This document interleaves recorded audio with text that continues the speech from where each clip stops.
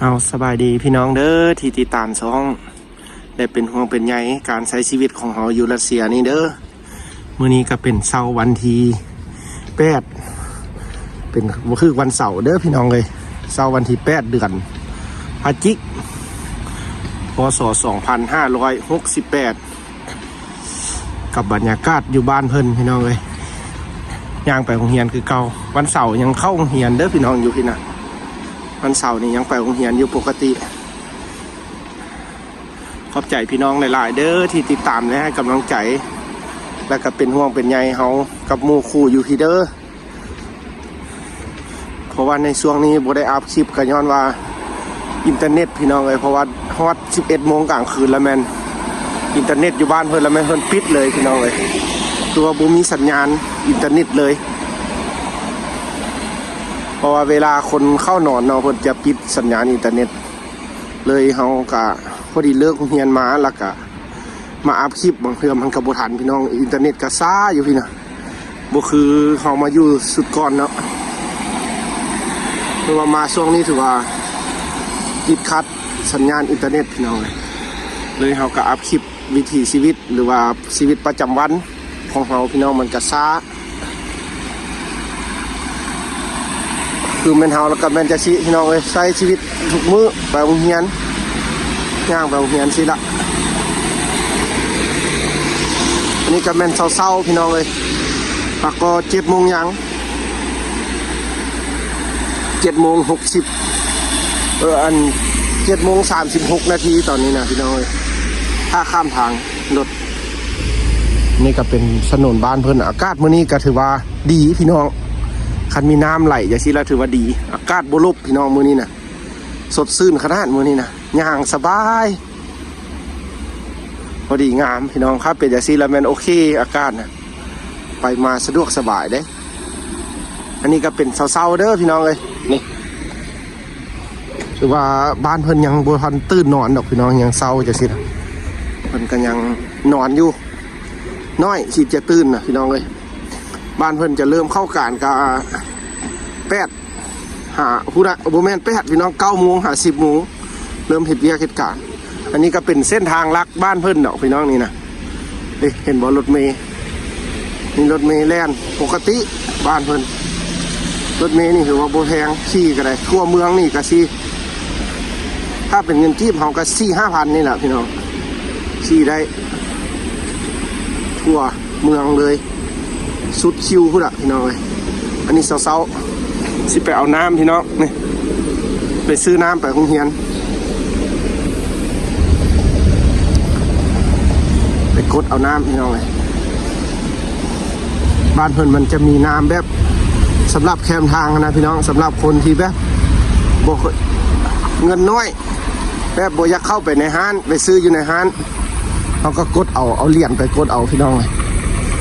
มันจะเป็นน้ำกันตอกคือกันพี่น้องแต่กินได้สำหรับคนที่มาใช้ชีวิตต่างแดนเพิ่งพาอาศัยอยู่บ้านเพิ่นกินอย่างก็กินไปพี่น้องเลยขอเพียงได้กลับไปบ้านเฮาแล้วก็จังไปกินอันแซ่บอยู่บ้านเฮา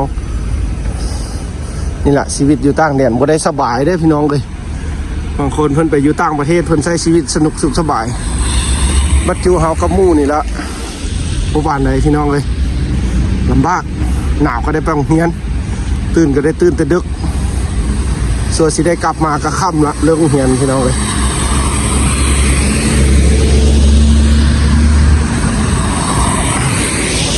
ขอบใจพี่น้องเด้อที่ติดตามแล้วก็เป็นห่วงเป็นใยคอมเมนต์เป็นอย่างคือบ่ลงคลิปให้เบิ่งแน่เพิ่นว่าอยากลงอยู่พี่น้องมันอัพบ่ได้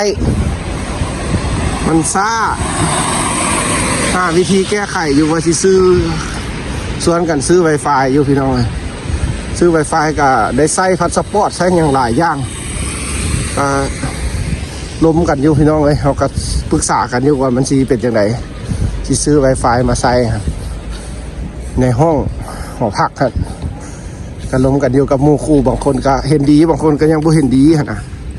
ก็สิคอยปรึกษากันไปถ้าได้ Wi-Fi ก็สิ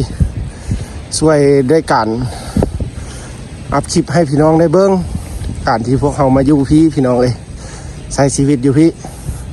เขาก็ดีใจที่มีพี่น้องห่างเมืองไทยให้กำลังใจเขา แล้วก็เป็นห่วงเป็นใยพี่น้องเอ้ยคันมีโอกาสแล้วเราก็สิได้ไปเที่ยวเมืองไทยอีกพี่น้องเพราะว่าเราก็ได้อัพแต่คลิปที่แบบเราเคยไปเที่ยวเมืองไทยให้พี่น้องเบิ่ง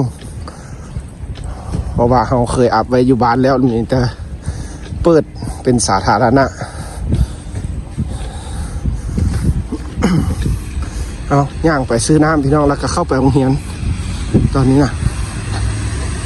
นี่แหละพี่น้องอันนี้ก็ทางลักบ้านเพิ่นเลยเส้นทางบ้านเพิ่นก็เป็นจังซี่แหละพี่น้องบ้านเมืองเพิ่นก็ได้ก็บ่ได้ที่เจริญงามอย่างหลายพี่น้องก็ธรรมดาผสมกับบ้านเพิ่นอยู่พี่น้องเพราะว่าบ้านเพิ่นมันดินเหลียนกว้างขวางอันนี้ก็บ่แม่นเมืองหลวงเลยนะก็เป็นเมืองจิวเม่นซื่อๆสถานีรถเมล์บางคนก็ไปเวียกไปงาน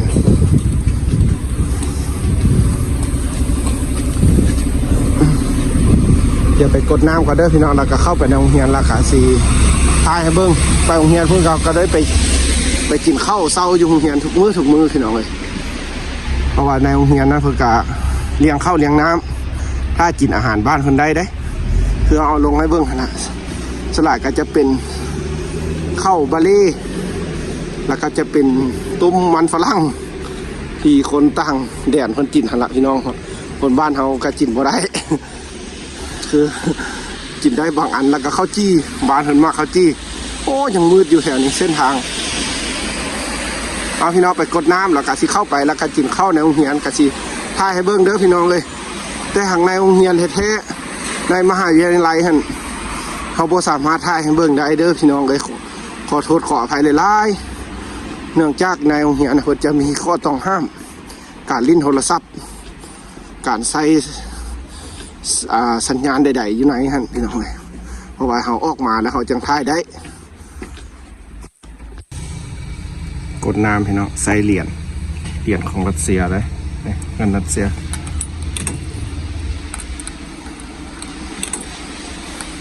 น้ำตุกหนึ่งซาวรูเบิล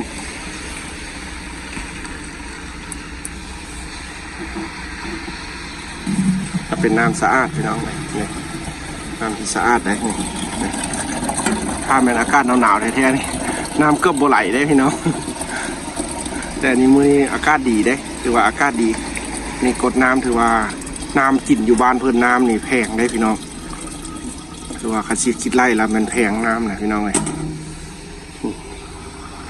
ซื้อน้ำแล้วก็เข้าไปโรงเรียนพี่น้องเลยไปแล้วจังหวะไปกินข้าวยุงเหียนเด้อข้าวเช้าพี่น้องเสี่ยวชิทายเบิ่งมื้อนี้สิได้กินกับหยังอาหารเช้ารัสเซียทุกๆเช้ามีนมส้มมีต้มโจ๊กมีข้าวจีแล้วก็ข้าวบะเล่ไก่สาลีเมืองของมุงดูเป็นยังไงคักอยู่วะฮะเอาจินเพื่อเดินหน้าต่อเอาพี่น้องเลยย่างกลับห้องพอพักพี่น้องเลยป่านคำโบราณเพิ่นเว้าไปเย็บหมาเย็บเครียดแท้ๆพี่น้องเลยปาดไปก็ไปแต่ดึกส่วนในเรื่องเฮียนก็จนว่าค่ำว่ามืดแล้วเลิกเฮียนแล้วก็ได้กิจกรรมในห้องเฮียนพี่น้องเลยฮอดโมงแล้วจังได้เลิกพี่น้องเลยเพราะว่าเลิกเฮียนก็7 โมงพี่น้อง7 โมงของแต่ละมื้อบรรยากาศอยู่ที่กะหิมะเสื่อยน้องมือนี่นะหรือว่าอากาศบวกในหักกันหนาวสมควรอะไรพี่น้องบวกซ้ำนี้กันน้ำกันพอดีละลายน้ำก้อนน้ำแข็งละลายย่างกลับบ้านพี่น้องเลยนี่ก็เป็นถนนบ้านเพิ่นเส้นทางถ่ายให้เบิ้งพี่น้องเลยมีอย่างกับสิถ่ายให้เบิ้งเพราะว่าเขาก็ไม่ได้ไปเอ็ดคลิปแบบพาพี่น้องไปเที่ยวเบิ้งในเมืองกรุงแบบตัวเมืองบ้านเพิ่นนะพี่น้องเพราะว่าบ่ได้ไปเพราะว่าขาไปโรงเรียนสิละพี่น้องไปกับมาค่ำมามืดสิละส่วนสิฮอดทั้งนั้น